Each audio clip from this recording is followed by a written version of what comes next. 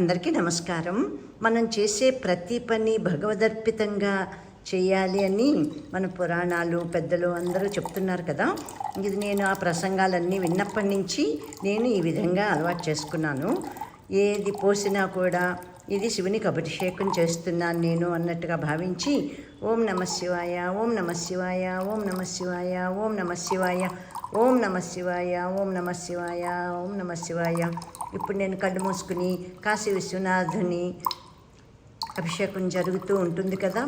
బోల్డ్ మంది వచ్చి చేసేస్తూ ఉంటారు. అది కాకుండా స్పెషల్గా మనం వీడియోలు చూస్తాము. అవన్నీ తలుచుకుంటూ నేను ఇప్పుడు పోస్తున్నాను. అంటే మనం కాశీ విశ్వనాథునికి అభిషేకం చేసినట్టే. అది మనం నమ్మాలి. నమ్మకంతో, శ్రద్ధతోటి, భక్తితోటి.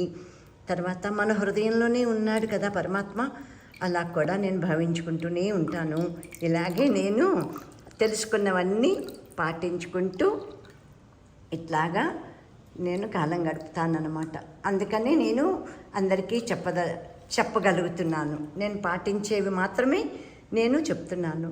ఇప్పుడు ఈ వాటర్ జగ్లో నీళ్ళు ఇవే కాకుండా పొద్దున్నే ప్రతి ఒక్కళ్ళు చేసే పని పాలు కదా.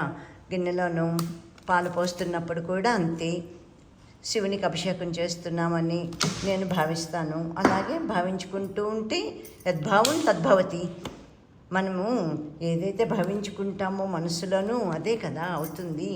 ఇవన్నీ నమ్మి నేను ఇలాగే నేను చేసుకుంటూ ఉంటానన్నమాట. ఇప్పుడు నేను ఇది పోస్తుంటే సడన్గా గుర్తొచ్చింది.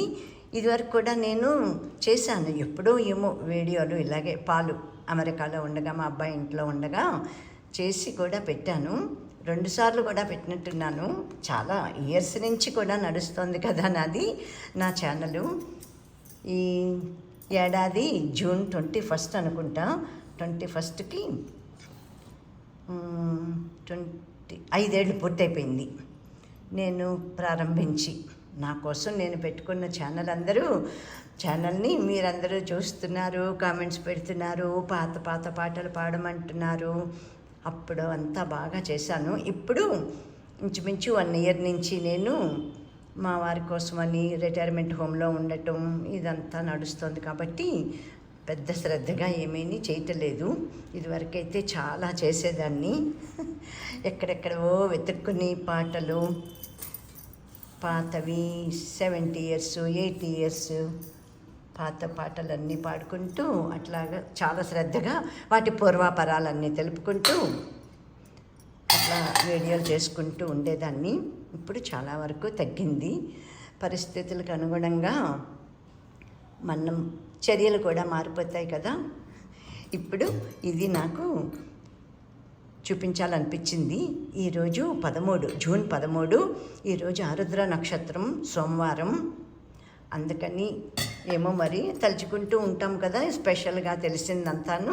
ఇప్పుడు సడన్గా పోసేసాక కొంచెం అప్పుడు గుర్తొచ్చి అది ఆపి తీసుకున్నాను అనమాట. ఫోన్ తీసుకుని ఇవి చెప్పాలనిపించి చెప్తున్నాను. నేను పాటించిందే కాబట్టి చేసుకోండి మీరు కూడాను.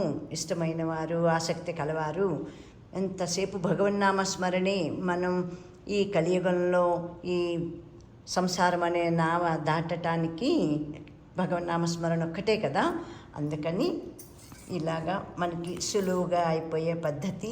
ఎన్ని పూజలు చేశాము, ఎన్ని ధూపాలు ఎన్ని దీపాలు పెట్టాము అన్నది కూడా కాదు అన్న స్థితికి నేను వచ్చేసాను అనమాట. అందుకని ఇవన్నీ నేను చెప్తున్నాను. భగవంతుడు ఎక్కడ లేడమ్మా, అందరి హృదయాల్లోనూ ఉన్నాడు. సర్వజీవ రాశిలోనూ కూడా పరమాత్మ ఉన్నాడు.